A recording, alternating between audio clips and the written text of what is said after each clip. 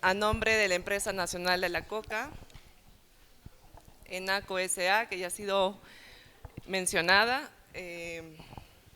agradecemos la invitación que nos han hecho los organizadores y como bien conocemos esta planta ancestral que nos une en tradiciones, a la fecha, pues a través del marco internacional que se ha tenido que dar y que, bueno, los países tenemos de alguna manera que sujetarnos a ello.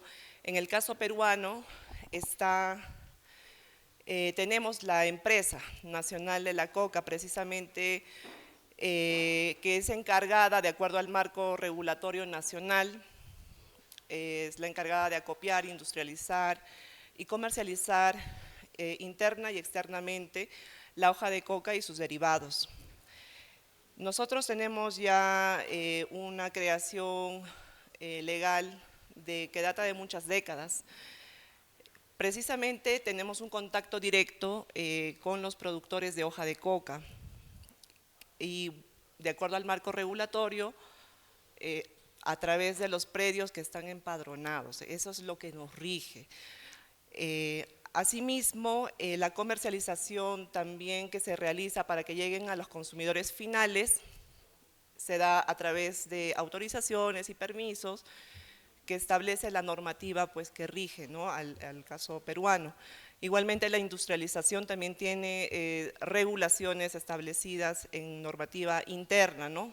Pero bajo el marco de convenios internacionales y también en el caso peruano pues existe a partir de fines del 2020 hay una política nacional contra las drogas donde están diversas entidades que articulan precisamente de acuerdo a lo que el Estado dispone. Están entre ellas, por ejemplo, la Empresa Nacional de la Coca, que es la que tiene un contacto directo con los productores, está precisamente de vida, están el Ministerio del Interior, el Ministerio de Salud, Ministerio de Agricultura y otras entidades. Obviamente que, si bien es cierto, y como lo han mencionado, es una planta sagrada ancestral, los estados han tenido que sujetarse, ¿no? a hacer una serie de regulaciones de convenios internacionales. Nuestros países andinos pues precisamente gozan, ¿no? de del uso tradicional de la hoja de coca y también con todos los beneficios que ello implica para un consumo directo, como también para la elaboración de productos derivados, como mencionó también la hermana del Cauca de Colombia. Y hay fines benéficos definitivamente para los cuales, digamos, se hace el uso de nuestra planta ancestral. Tiene una serie de beneficios, ¿no? La hoja de coca, como ya se ha mencionado, de tipo medicinal, nutricional, incluso en la actualidad, precisamente sirve como insumo para industria farmacológica, medicamentos, dentro de lo que también nos permiten, ¿no? los convenios internacionales de los que el Estado peruano y otros más son parte. No obstante ello, también es importante señalar que el Estado peruano, como otros estados de países andinos, hemos hecho reservas a esos convenios, porque precisamente de lo que se trata también es de poder respetar el derecho de los pueblos, también el uso ancestral, de tal manera que si bien existen en los convenios internacionales el tema de erradicar la hoja de coca, el Estado peruano ha indicado que ha hecho sus reservas, señalando de que, por ejemplo, las prácticas ancestrales como el masticado, chachado, pichado de hoja de coca no pueden ser materia de erradicación y por ende la existencia de la hoja de coca en esos aspectos del respeto a las culturas originarias pues no puede ser vulnerado. En este momento yo le paso el uso de la palabra al señor Reddy Yabar Castelo, quien es gerente comercial tradicional de la empresa nacional de la coca, para que pueda también ampliar la información. Bueno, muy buenos días con todos ustedes. Ante todo, agradecer la invitación que se nos ha hecho.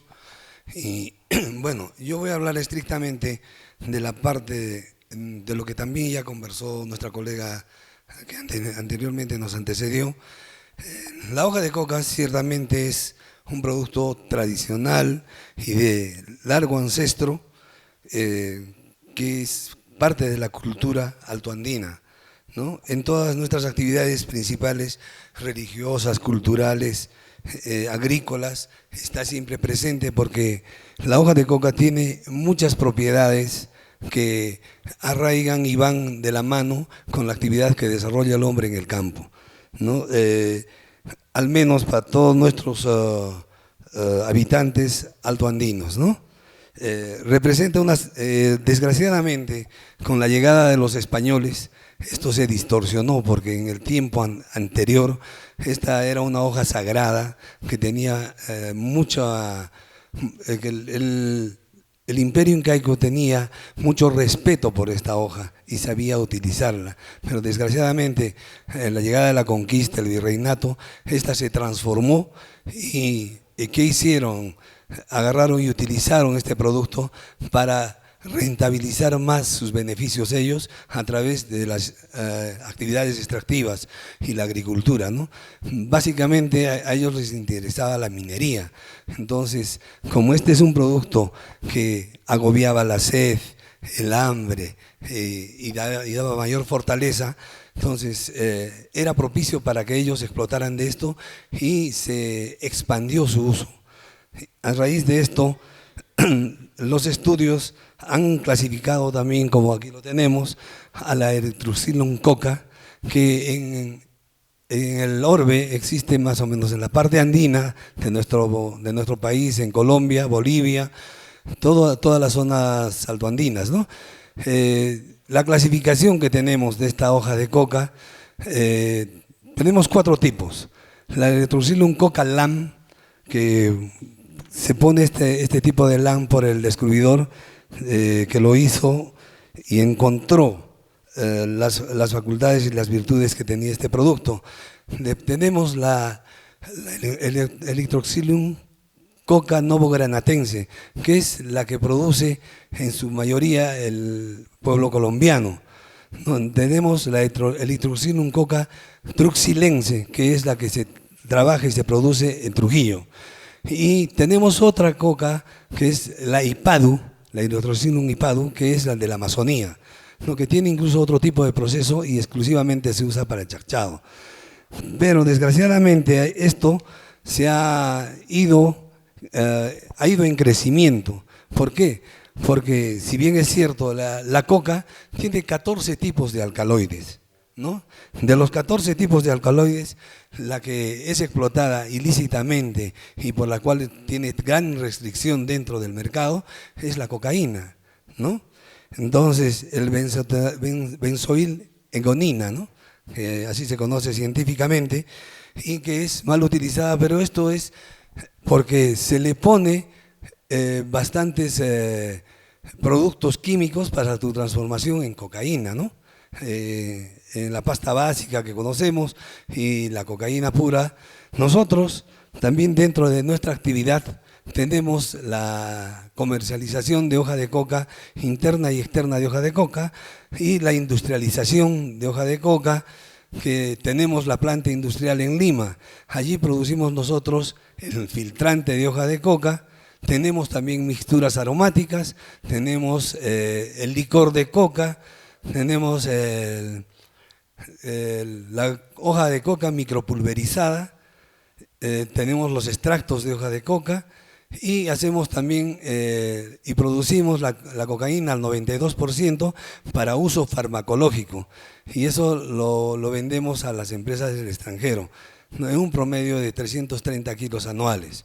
Y también hacemos la exportación de hoja de coca a la Stefan Company, ¿no? En un promedio de 140 a 150 toneladas anuales.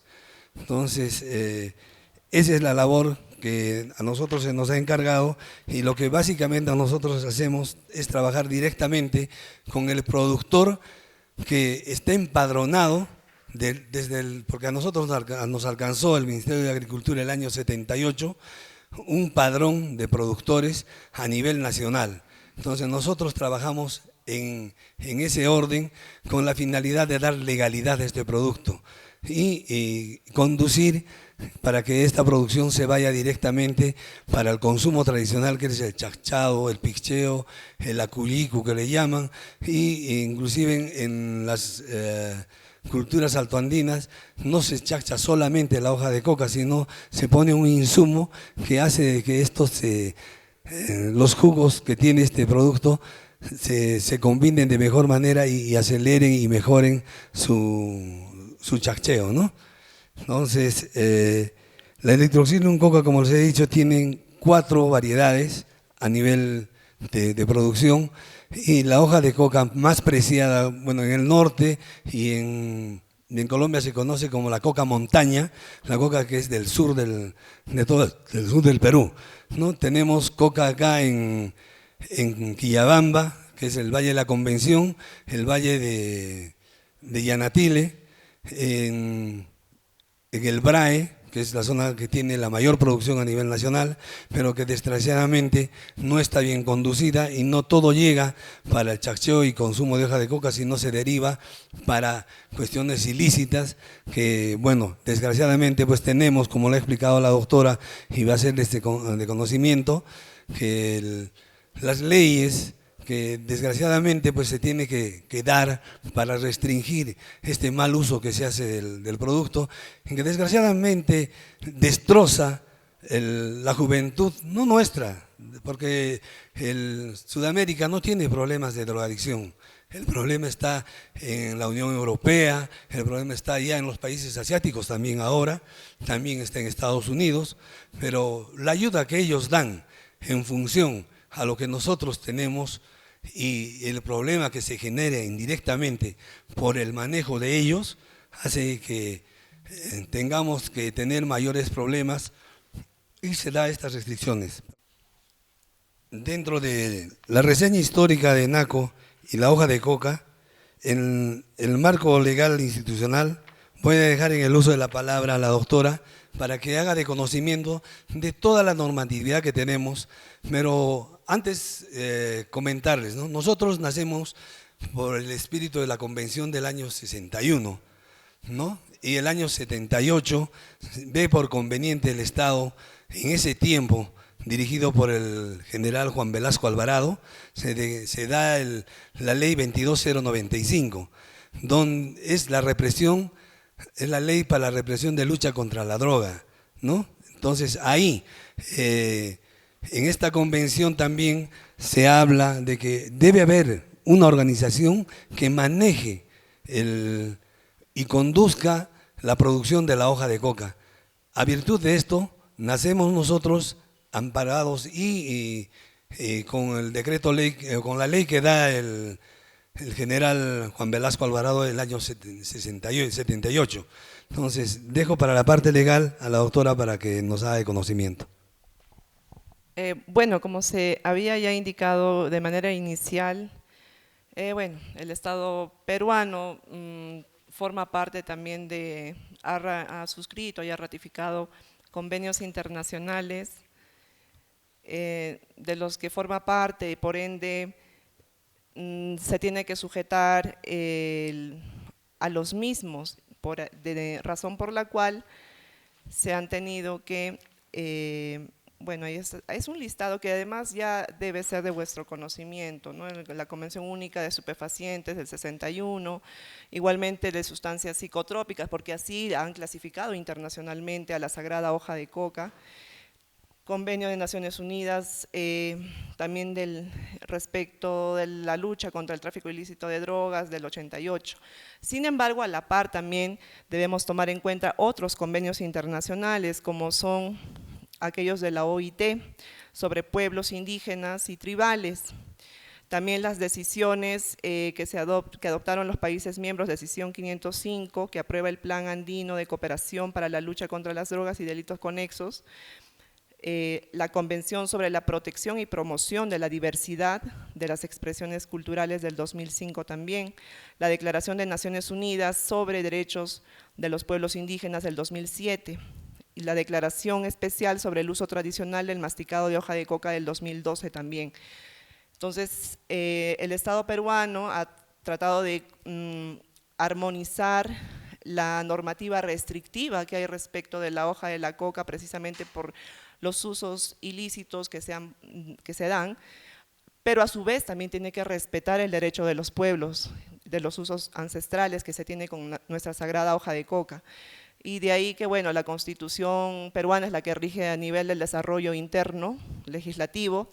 Está el decreto ley mencionado también, que es el 22095, la ley de represión de tráfico ilícito de drogas. Está también la ley de ENACO, la ley orgánica, que es el decreto ley 22370, el decreto supremo 00882-agricultura, que aprobó la conversión de la Empresa Nacional de la Coca también en una sociedad anónima de derecho privado, una empresa pública, pero de derecho privado. Y a partir de ello, ya hace menos de 10 años, con el decreto legislativo 1241, también se actualiza la normativa respecto al fortalecimiento de lucha contra el tráfico ilícito de drogas. Sale la reglamentación el año 2016 también, a través del decreto supremo 006-2016, Ministerio del Interior, que es el reglamento, y como se mencionó también, el año 2020, a fines, se aprueba una política nacional de lucha contra las drogas al 2030, ¿no?, que se encuentra vigente, que ha sido precisamente aprobada por decreto supremo 192-2020 PCM, a través de la presidencia del Consejo de Ministros. Finalmente está el estatuto social de NACO, porque NACO existe como una empresa del Estado. En ese sentido, pues nos regimos y nos sometemos a esas normas que establecen tanto Naciones Unidas como el Estado peruano en su adecuación de la normativa nacional. Eso sería todo en cuanto nos han pedido, y agradecemos la invitación para poder esclarecer también, digamos, la situación de la hoja de coca regulada y a través del Estado peruano con una empresa nacional, ¿no?, que es la Empresa Nacional de la Coca. Bueno, esto sería todo lo que podemos en este momento alcanzar a ustedes, y indicarles, ¿no?, de que nosotros a la fecha seguimos laborando por encargo del Estado, que nos ha dado la obligación y las facultades de poder comercializar la hoja de coca en el mercado interno y externo, en lo que corresponde al consumo tradicional y también a la parte industrial. Esa es la labor que nos está abocando hasta la fecha, y seguimos laborando en este sentido. Vamos siempre de la mano también, tanto con los productores como también con los consumidores que son de las zonas altoandinas. Ambos creo que necesitan siempre del apoyo y el recurso de todos nosotros para poder trabajar de la mejor forma posible. Desgraciadamente, pues la hoja de coca día a día, en lugar de que tenga que mantenerse de repente la producción por la demanda que tiene para otros usos, esto sigue creciendo en sus áreas de cultivo, como lo tienen de repente en información ustedes a través de la OMOC, que es un organismo de Naciones Unidas que da la información. Hasta el año 2017 lo ha hecho la OMOC con el monitoreo de cultivo de hoja de coca. A partir del año 18 al 23 lo está haciendo de vida, ¿no? Tiene el encargo y ha tenido ya la instrucción para poder elaborar esos cuadros de crecimiento y desarrollo del producto de hoja de coca y los otros derivados. Muchísimas gracias más bien por vuestra atención. Esperemos que hayamos colmado de alguna manera las perspectivas y conocimiento que tienen ustedes de la hoja de coca.